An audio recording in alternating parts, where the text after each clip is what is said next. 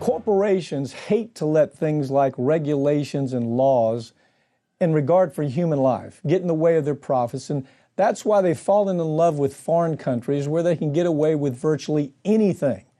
Joining me to talk about this is Farron Cousins from the Trial Lawyer magazine. Farron, no surprises here.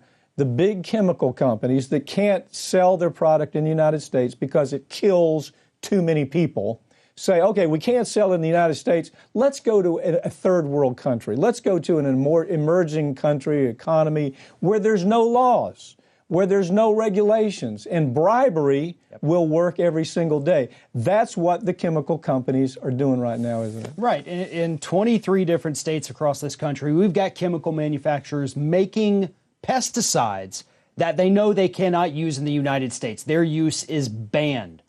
So what they're doing is they're making these and they're shipping them overseas. They're shipping them, as you said, third world country, dictatorships, anywhere where you can easily skirt regulations or pay off regulators and governments.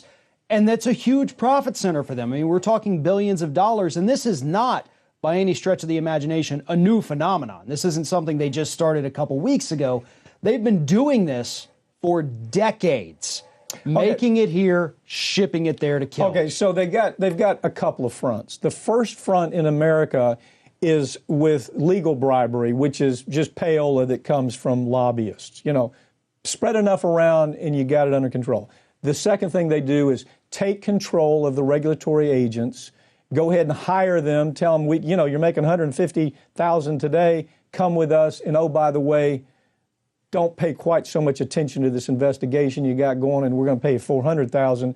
The media, easy play. They simply buy advertising on the television, and the media doesn't pay any attention to it. The lawyers, like people like us, we go to bat, against these folks. And so what they try to do, that's their last vestige of protection for the consumer. So what they end up doing is saying, it's a lot easier just to dump all this stuff in a third world country and create collusion with government by payoffs and bribery, graft, basically. Right now, what we're looking at is about 13 tons per day of these banned pesticides are leaving the U.S. and heading to these countries, and it's causing, according to conservative estimates, 346,000 deaths per year directly related just to these pesticides. They cause all forms of cancer, Alzheimer's, endocrine problem, hormonal changes in people, and these are irreversible. Birth defects. Yeah, birth defects. The usual things you see from the most volatile chemicals. Yeah. But another side of this, and this is a phenomenal report on it, but I think it needs to go a little further, because obviously if we have these 23 states where these banned pesticides are being produced, there's virtually no way that workers in these plants are not also being exposed to it, that the local communities may be exposed to it. I think that's an avenue that also needs its own investigation, because it'll happen. Let me bring it back home. Go to the supermarket with globalization, right? Democrats, globalize. Well, here's the end of globalization. Pesticide ends up in third world country. The stuff we can't sell here, they use it on the crops. Where does it end up? Back in America. Go to the grocery store sometimes, see all these things with tags, the plum with tag on it, a banana with a tag on it, and understand that that's coming from a country, probably, where this has been dumped. FDA makes no attempt. Less than 2% of everything that comes to this, less than 2% is ever even checked out by the FDA. So there's really no protection here at all. There's a way to make it safe. There's a way to do this affordable, but corporate America is always falling to the lowest point to increase profit, and that's what happened here. Well, and just to add to this too, when it comes back here on the fruit and vegetables that we consume, you can't just wash that off. It's become a part of the plant in the growing process, much like glyphosate does. It gets inside of it, and it's there until you consume it, and then it builds up in your body. We see the problems right now in the other countries. I'm sure they're developing here in the United States, and this is something people have to pay attention to. Well, okay, look, I'm going to take a little longer on this segment. I'm going to take a little bit longer here because this is so important. What you've got is this becomes, it builds up as a toxin in the body. Right. You eat the same banana again and again, it builds up as a toxin in the body. The other thing they're finding is in the fruit, it's actually in the seeds of the fruit. So it's not like you wash it off and everything's okay. But this is the story that the FDA won't tell, media won't tell this story. It's amazing. When you do a search on this to try to find out how all these parts are connected, you almost can't find the story. Truth Out did this story. I think it's a wonderful story. They did an incredible job. The company 3M has admitted to dumping toxic chemicals into the Tennessee River for a decade in violation of the Toxic Substances Control Act. The illegal scheme went on for year after year while the state of Alabama knowingly, intentionally turned a blind eye. RT's Brigida Santos joins me now from Los Angeles to talk about this story. Brigida, as you know, I've handled massive environmental cases all over the country. This one's no different. It's government looking the other way, thinking that taking all types of benefits from the corporation and just letting them get away with it, kind of nod in just closing their eyes to it. What chemicals did 3M dump into the river, and how harmful are they to humans and to the environment? Mike, records from the Alabama Department of Environmental Management show that 3M began dumping FBSA chemicals into the main waterway in northern Alabama as early as 2007. FBSA is shorthand for perfluoro-1-butane sulfonamide. It's a mouthful. The industrial chemicals are typically found in detergents and stain-proof or waterproof products. They've been listed on the Toxic Substances Control Act since 2009, which is when the EPA first prohibited 3M from releasing FBSA because the agency hadn't yet studied the potential health risks. Well, it's now a decade later, and very few toxicology studies have yet to be conducted on the chemicals. So we still don't know exactly how harmful they are to humans or the environment. But what I can tell you is that FBSA is a newer short-chain PFAS chemical.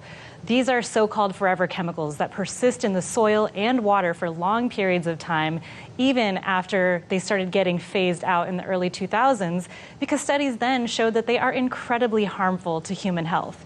While these newer chemicals may not be as likely to accumulate in human or animal tissues, they are still very resistant to breaking down, and they might be less effective, which would cause them to be used in greater quantities. They're also incredibly weakly regulated. There are no current enforceable federal standards for PFAS in drinking water and no enforceable maximum contaminant levels.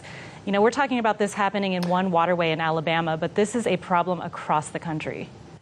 Yeah, well, we're handling the C8 issue all over the country. That's the case that I handled up in the Ohio River Valley, where DuPont poisoned the drinking water of about 70,000 people all up and down the Ohio River Valley with a chemical, by the way, that was made by 3M.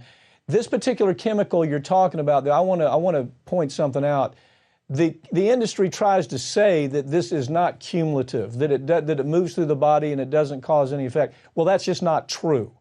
What happens is the repetitive exposure to the chemical day after day, exposure in all kinds of ways because of the way that this has been dumped into Alabama. That repetitive exposure causes cellular damage. Okay, it actually affects the DNA in human beings. So the industry argument is, well, it's just moving through. That is a lie. Look, other toxic chemicals developed by 3M have also been found in food products across the country. What can you tell me about those chemicals? Understand, these are chemicals that the industry understands is ending up in baby milk, in baby formula. It's in vegetables. It's in all types of food. Give me your take on that. Yeah, I'm glad you brought up DuPont, because people forget that 3M is the original manufacturer of the toxic chemicals that I just mentioned, known as PFOS, and also PFOA, and those were most notoriously linked to DuPont and its Teflon products. But 3M is the company that started it all, and it's absolutely responsible for these toxins making their way not only into American waterways, but also into our food products, everything from ground beef to bread to apples, green beans, sweet potatoes, chocolate cake, you name it, it's in there. The chemicals are so harmful that even low-level exposure has been shown to affect human immunity, reproduction and development, and cause thyroid disease, heart disease, kidney problems, and various forms of cancer. What's worse is that the EPA has known about the danger and presence of PFOS and PFOA in food and water for years. 3M has also had evidence about the dangers associated with its chemicals since 1978, but it downplayed, spun, or tailored its own research to make these toxins appear safer. Well, the EPA, I don't know if you know this or not, but they actually tried to hide the results of scientific studies on this product for a very long time. And I tried 5 cases up in the Ohio River Valley. We're talking about basically the same kind of product here. In every one of those cases, the juries came back and they found that it was a direct causation to the chemical that caused kidney cancer, testicular cancer, all types of gastrointestinal problems. And of course, there's the issue is out there. It's very clear to me that it also causes birth defects. And so the point is this: if you believe the the EPA has been out watching this and doing something about it, they've been part of the problem, and that's what's so bothersome about this. What they've tried to do is protect the military in a large part, because the military has used this product in their anti-firefighting foam that they use, and it ends up going right into the waterways, and it doesn't go away. It's something that builds up in the environment year after year. Rajita, thanks for joining me. This story has just started, because this stuff that you're talking about is basically in everybody's blood right now.